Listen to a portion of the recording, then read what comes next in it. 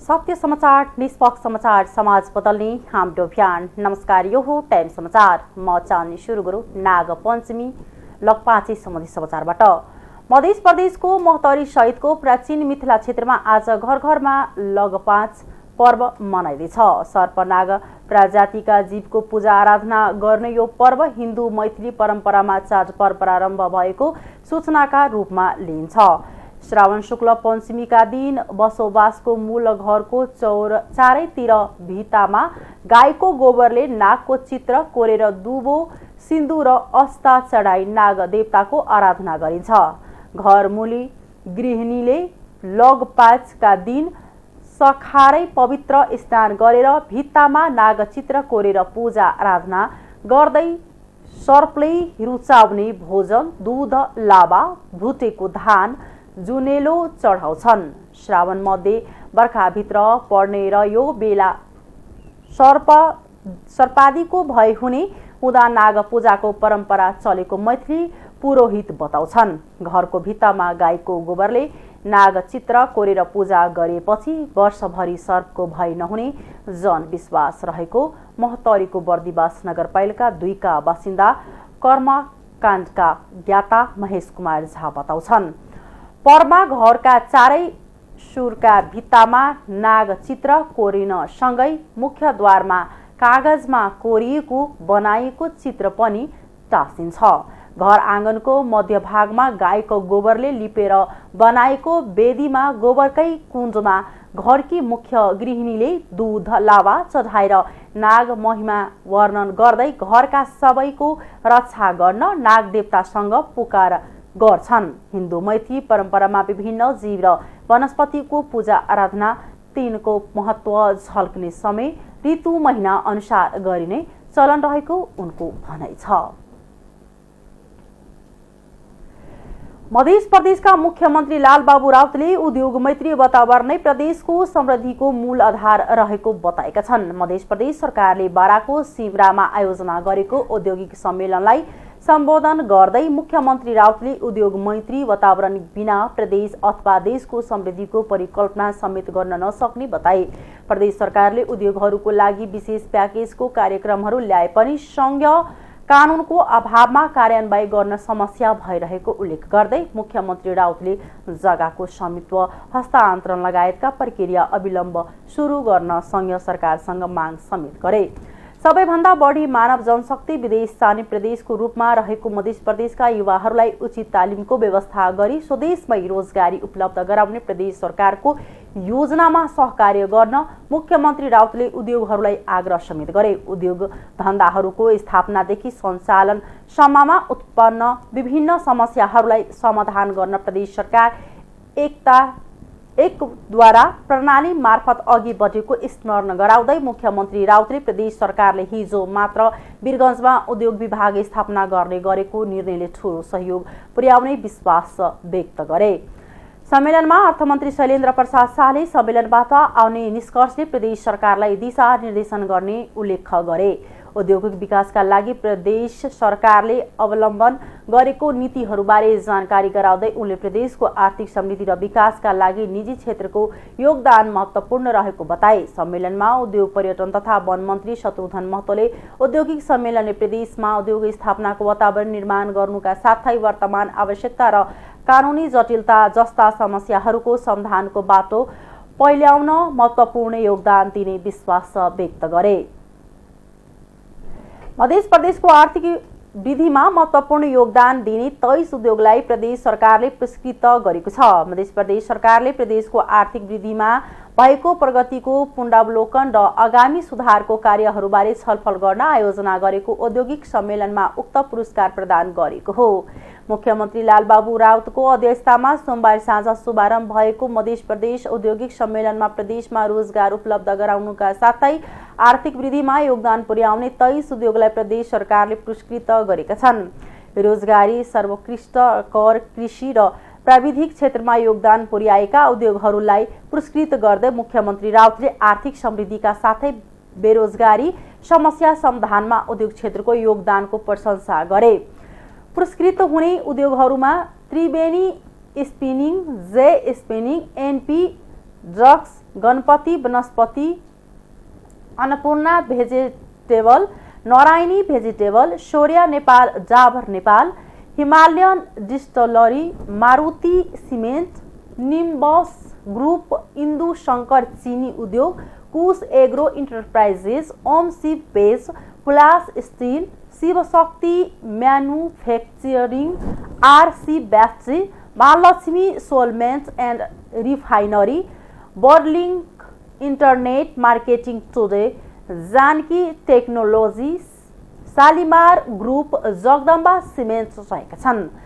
सिप परियोजनाको सहकार्यमा जारी सम्मेलनमा प्रदेश सरकारका अर्थमन्त्री शैलेन्द्र प्रसाद शाह, भूमि व्यवस्था कृषि तथा सहकारी मन्त्री विजय यादव, उद्योग पर्यटन तथा वन मन्त्री शत्रुघ्न महतो, बेलायती राजदूत निकोला पोल्टी, प्रमुख सचिव कृष्ण बहादुर राउत सहित प्रदेशका करिब 100 जना उद्योगपतिहरूको सहभागिता रहेको छ।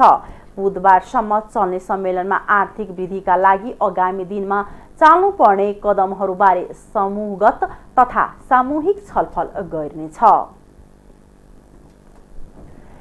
धनुषामा लागू औषधसहित 1 जनालाई प्रहरीले पक्राउ गरेको छ। जिल्लाको मिथिला बिहारी नगरपालिका 6 तारापट्टि बस्ने अन्दाजी 27 वर्षीय प्रवीण यादवलाई पक्राउ गरेको हो। सोमबार विशेष सूचनाको आधारमा गएको प्रहरी टोलीले जनकपुरधाम उपमहानगरपालिका 5 देवान पोखरी स्थितमा J10 प 313 नम्बरको मोटरसाइकलमा आउँदै गरेको यादवमाथि शङ्का लागेपछि चेक जाँच गर्दा पक्राउ गरेको जिल्ला प्रहरी कार्यालय धनुषाका प्रवक्ता तथा प्रहरी नायब उपरीक्षक प्रदीप बहादुर छेत्रीले जानकारी दिए। उनका साथबाट प्रतिबन्धित लागू औषध नाइट्रोभेट ट्याब्लेट 525 पीस बरामद भएको डीएसपी छेत्रीले बताए। पक्राउ परेका यादवलाई जिल्ला प्रहरी कार्यालय धनुषामा ल्याई लागू औषध मुद्दामा 5 दिन म्याद लिई थप अनुसन्धान भइरहेको प्रहरीले जनाएको छ। महोत्तरीको बर्दिवासमा आईसीयू र भेन्टिलेटरको अभावमा सर्पदंशका गम्भीर बिरामीको मृत्यु भएपछि प्रधानमन्त्रीको निर्देशनमा स्वास्थ्य मन्त्रालयले आईसीयू र भेन्टिलेटर उपलब्ध गराएको छ। बर्दिवास स्थित सर्पदंश उपचार केन्द्रलाई स्वास्थ्य तथा जनसङ्ख्या मन्त्रालयले आईसीयू र भेन्टिलेटर उपलब्ध गराएको हो। आईसीयू र भेन्टिलेटर नहुँदा केन्द्रमा सर्पदंशका गम्भीर अवस्थाका बिरामीले अकालमा ज्यान गुमाइरहेका छन्। लामो समयदेखि स्थानीयहरूले केन्द्रमा भेन्टिलेटर सहित उपचारको व्यवस्था गर्न माग गरिरहेका थिए। 2 दिन अघि पूर्व मन्त्री समेत रहेका माओवादी केन्द्रका नेता गिरिराज मणि पोखरेल नेतृत्वको टोलीले प्रधानमन्त्री शेरबहादुर देउवालाई भेटेर केन्द्रको लागि भेन्टिलेटर माग गरेका थिए। बर्दिवास नगरपालिकाले समेत गत वर्ष नै भेन्टिलेटर माग गर्दै स्वास्थ्य विभागलाई पत्राचार गरेको थियो।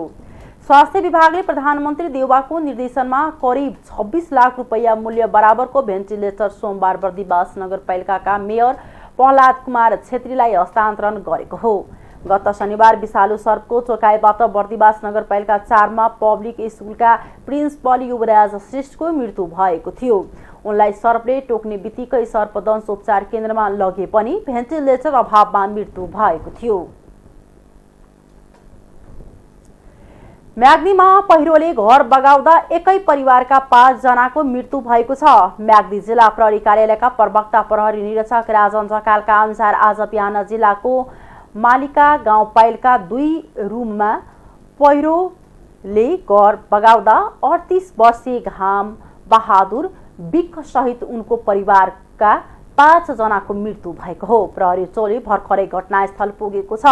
प्रवक्ता ढकालले टेलिफोनमा भने बेपत्ता 3 जनाको पनि शव भेट्यो। यससँगै मृतकको संख्या 5 पुगेको छ। सबैजना एकै परिवारका हुन्। उनका अनुसार पहिरोमा परि 38 वर्षीय घाम बहादुर, उनका पत्नी 35 वर्षीय राममाया बिक, छोरा 15 वर्षीय नवीन बिक, अर्का छोरा 13 वर्षीय राजन बिक र नाम नखोलेकी 5 वर्षीय छोरीको शव फेला परेको हो।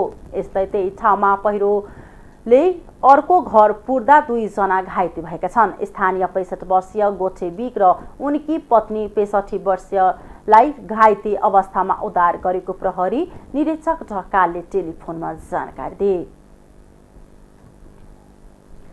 प्रधानमन्त्री शेरबहादुर देउवाले मन्त्री परिषदको बैठक बोलाएका छन्। देउवाले मंगलबार दिउँसो 3 बजे मन्त्रालयका सचिवहरूसहित मन्त्रीहरूलाई बैठकमा बोलाएका हुन्। बैठक सिंहदरबार स्थित प्रधानमन्त्री तथा मन्त्री परिषदको कार्यालयमा बस्नेछ।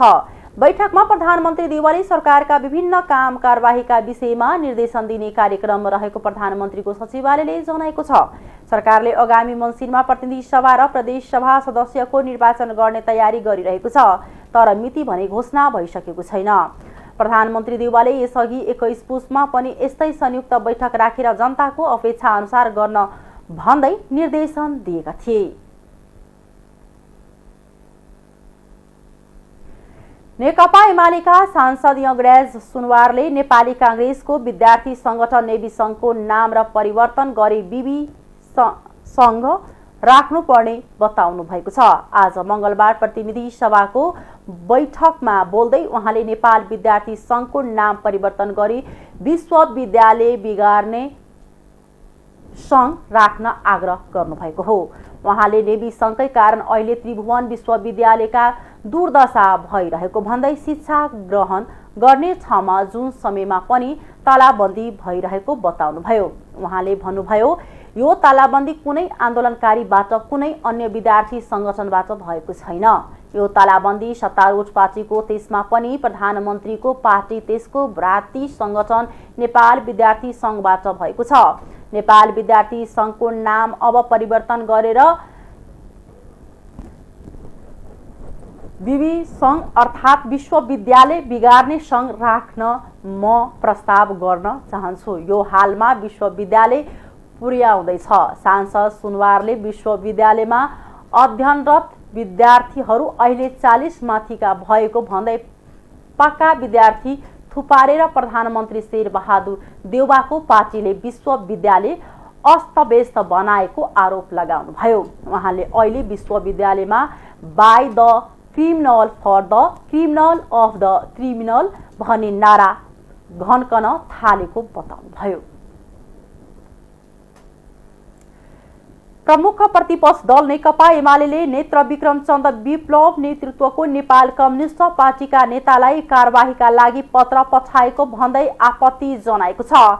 आज मंगलबार प्रतिनिधि सभाको बैठकमा बोल्दै एमाले सांसद विशाल भट्टराईले सरकारले शान्ति प्रक्रियामा आएर प्रतिस्पर्धात्मक गतिविधिमा सहमति जनाइसकेको दललाई पुनः शान्ति प्रक्रियाबाट बिथोलेर जनतामा त्रासको वातावरण फैलाएको बताउनु भएको हो। उहाँले भन्नुभयो, भर्खरै सरकारले नेपाल कम्युनिस्ट पार्टीको विप्लव समूह भनेर चिन्ने एउटा समूहलाई फेरि थप कारबाहीका लागि पत्र पठाएको हामीले सुन्यौं।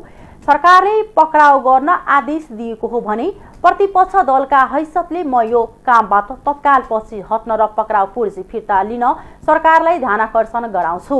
सांसद भट्टराईले हिंसाको बाटो रोजेको विप्लव र सीके राउतको पार्टीलाई शान्ति पथमा ल्याउन तत्कालीन केपी ओली शर्मा नेतृत्वको सरकारले धेरै मेहनत गरेको भन्दै यसलाई अहिलेको सरकारले पनि निरन्तरता दिनुपर्ने बताउनुभयो। सांसद भट्टराईले विपद व्यवस्थापन प्राधिकरण निष्क्रिय भएको भन्दै नेपाल सरकार र पालिका सरकारको तर्फबाट केही दिन अघि मात्रै खोटाङमा गएको भूकम्पको क्षति विवरण संकलन गरी जनतालाई राहत दिन आग्रह गर्नुभयो। उहाँले भूकम्पको तत्काल क्षतिको विवरण संकलन गर्ने क्रममा पनि सरकारले ढिलासुस्ती गरेको आरोप लगाउनुभयो।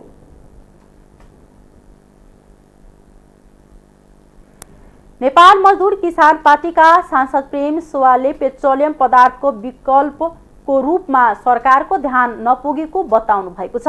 आज मंगलबार प्रतिनिधि सभाको बैठकमा बोल्दै सांसद सुवालले यस्तो बताउनु भएको हो। उहाँले अन्तर्राष्ट्रिय बजारमा पेट्रोलको मूल्य घटिसकेको भए पनि नेपाली बजारमा नघटाएको भन्दै आपत्ति जनाउनुभयो। उहाँले भन्नुभयो, अन्तर्राष्ट्रिय बजारमा पेट्रोलको मूल्य घट्यो तर नेपाली बजारमा घटेको छैन, घट्न आवश्यक छ। निगमको सञ्चित नोक्सानी 31 अर्ब रुपैयाँ पुग्दा पनि सरकारले विकल्प सोचेको छैन। सांसद सुवालले सरकारले भारतलाई बेचेको 364 मेगावाट बिजुलीबाट 16 अर्ब रुपैयाँ आमदानी भएको बताए पनि बिजुली भारतलाई बेच्नुभन्दा नेपाललाई सस्तोमा दिन आवश्यक रहेको बताउनुभयो। उहाँले भारतले आफ्नो लगानी भएको बिजुली मात्र नेपालबाट किन्ने योजना सार्वजनिक भइरहेको भन्दै भारतले नेपाललाई आफ्नो कब्जामा राख्न चाहेको स्पष्ट भएको दाबी गर्नुभयो। राष्ट्रिय प्रजातन्त्र पार्टी राप्रपाका अध्यक्ष राजेन्द्र लिङदेलले आगामी प्रदेश र प्रतिनिधि सभा निर्वाचन निष्पक्ष बनाउन वर्तमान सरकार विघटन गर्नुपर्ने प्रस्ताव अघि सारेका छन्। उनले आज सामाजिक सञ्जाल ट्विटर मार्फत वर्तमान सरकार विघटन गरी स्वतन्त्र चुनावी सरकार गठन गर्न सुझाएका हुन्।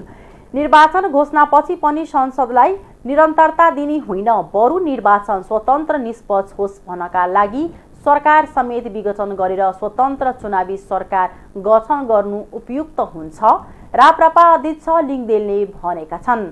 गठबन्धन सरकारलाई जनता र प्रजातन्त्रमाथि विश्वास छ भने देखाउन पनि वर्तमान सरकार विघटन गरेर नयाँ चुनावी सरकार गठनतर्फ अघि बढ्नुपर्ने उनले बताएका छन्। आर्थिक समाचार।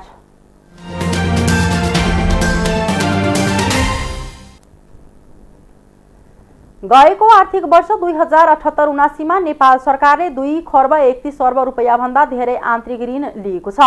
अर्थ मन्त्रालयले सार्वजनिक गरेको विवरण अनुसार गएको वर्षको श्रावणदेखि यो वर्षको असारसम्म 2 खर्ब 31 अर्ब 97 करोड रुपैयाँ आन्तरिक ऋण लिएको हो। यस्तै एक वर्षको अवधिमा सरकारले बाहिरतर्फ 1 खर्ब 44 अर्ब 60 करोड रुपैयाँ ऋणको प्रतिबद्धता प्राप्त गरेको छ। अर्थ मन्त्रालयका अनुसार गएको आर्थिक वर्षमा आन्तरिकतर्फ 2 खर्ब 39 अर्ब रुपैयाँ ऋण उठाउने लक्ष्य रहेकोमा 2 खर्ब 31 अर्ब रुपैयाँ लिएको छ। यस्तै गएको आर्थिक वर्षमा वैदेशिक अनुदानतर्फ 93 अर्ब 30 करोड 75 लाख रुपैयाँको प्रतिबद्धता प्राप्त भएको मन्त्रालयले जनाएको छ। यस्तै गएको आर्थिक वर्षमा सरकारले चालु खर्च बढाएको छ भने पुँजीगत खर्च कम भएको छ।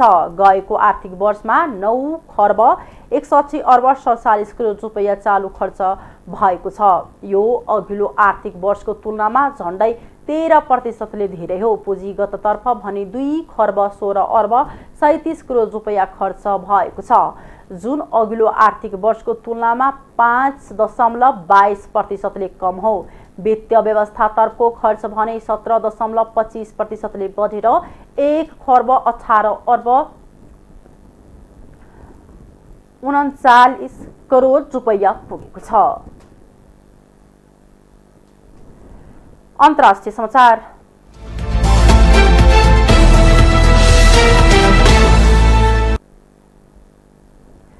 चीनले अमेरिकी सभामुख न्यान्सी पेलोसीले ताइवानको भ्रमण गरेमा सैन्य आक्रमण गर्ने चेतावनी दिएको छ। चीनिया विदेश मन्त्रालयका प्रवक्ता चाओ लिचियानले अमेरिकी सभामुखले ताइवानको भ्रमण गरेमा त्यो आगोसँग खेलेसर हुने चेतावनी दिनुभएको समाचार संस्था एएपीले जनाएको छ। चीनले यसअघि पनि पटक पटक पेलोसीले ताइवानको भ्रमण गरेमा कडा जवाब दिने र यसको जिम्मेवार अमेरिका नै हुने चेतावनी दिइसकेको छ। व्हाइट हाउसका राष्ट्रिय सुरक्षा प्रवक्ता जोन किर्बीले चीनले न्यान्सी पेलोसीको ताइवान भ्रमणलाई सैन्य अक्षाहटका साथ जवाब दिन सक्ने बताएका बीबीसीले जनाएको छ। चीनले ताइवान नजिकै क्षेप्यास्त्र प्रहार गर्ने वा ठूलो मात्रामा हवाई वा नौसेना गतिविधिहरू समावेश हुन सक्ने किर्बीले बताउनु भएको छ। अमेरिकी प्रतिनिधि सभाकी सभामुख पेलोसी एसिया भ्रमणमा हुनुहुन्छ। सिङ्गापुर भ्रमणबाट मलेसिया पुग्नुभएकी पेलोसी आज राति सुटुक्क ताइवान जान सक्ने खबर ताइवानी सञ्चार माध्यमले दिएका छन्। तर अमेरिकी सरकारले पेलोसीकी ताइवान भ्रमणको पुष्टि गरेको छैन। ताइवानलाई चीनले आफ्नो भूमि दाबी गर्दै आएको छ। चीनका संयुक्त राष्ट्र सङ्घका दूत झाङ जुनले यो भ्रमणले बेइजिङ र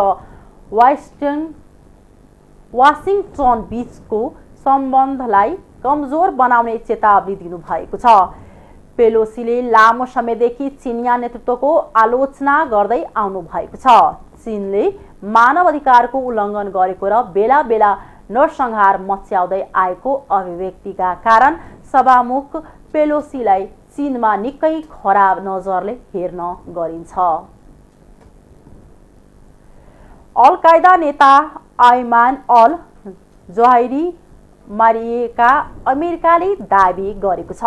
अफगानिस्तानको राजधानी काबुलमा आइतबार भएको हवाई आक्रमणमा उनी मारिएका अमेरिकी राष्ट्रपति जो बाइडेनले पुष्टि गर्नुभएको बीबीसीले जनाएको छ। उहाँले विद्रोही विरुद्धको कारबाही अभियानलाई अमेरिकाले निरन्तरता दिने पनि बताउनु भएको छ। इजिप्टका नागरिक जवाहिरी आतंकवादीको सूचीमा थिए। उनी अमेरिकामा सन् 2001 को सेप्टेम्बर 11 मा भएको हमलाका मुख्य योजनाकार रहेको अमेरिकाले दाबी गर्दै आएको थियो। अमेरिकी ट्विन टावरमा भएको आक्रमणमा झन्डै 3000 जनाको ज्यान गएको थियो। सन् 2011 मा पाकिस्तानमा ओसामा बिन लादेन मारेपछि जवाहिरी फरार थिए।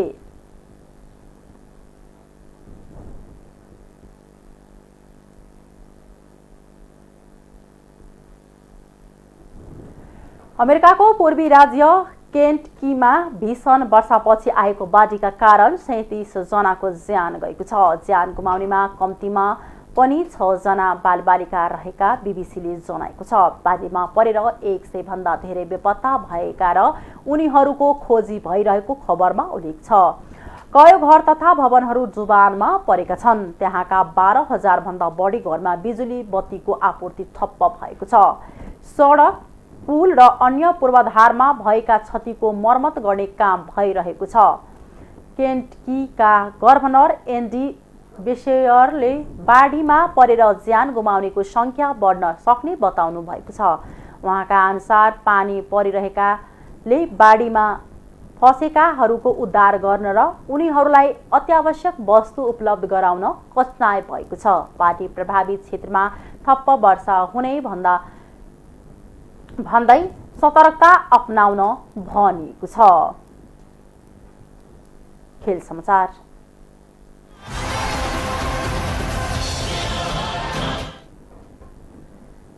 बीस वर्ष मुनिको साफ च्याम्पियनसिप फुटबलमा नेपालले आज बंगलादेशसँग खेल्दैछ।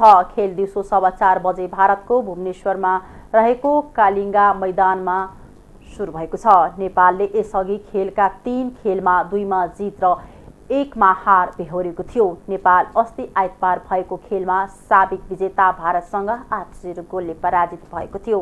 नेपालको फाइनल पुग्न सक्ने झिनो सम्भावना बाँकी छ। नेपाल अङ्क तालिकाको तेस्रो स्थानमा छ। बंगलादेश 3 खेलमा 9 अङ्क साथ शीर्ष स्थानमा छ। नेपाल र भारतको समान 3 खेलमा 6 अङ्क भए पनि हेड टु हेडमा भारत अघि छ। मालदिप्स र श्रीलङ्का प्रतियोगिताबाट बाहिरिएका छन्। नेपालले आजको खेलमा बंगलादेशलाई हराउन सकेर अर्को खेलमा भारत मालदिप्ससँग पराजित भए नेपाल फाइनल पुग्नेछ। फाइनल खेल शुक्रबार हुनेछ। हस्, अहिलेको लागि टाइम समाचार यति नै। हेर्दै गर्नुहोला टाइम्स टेलिभिजन। नमस्कार।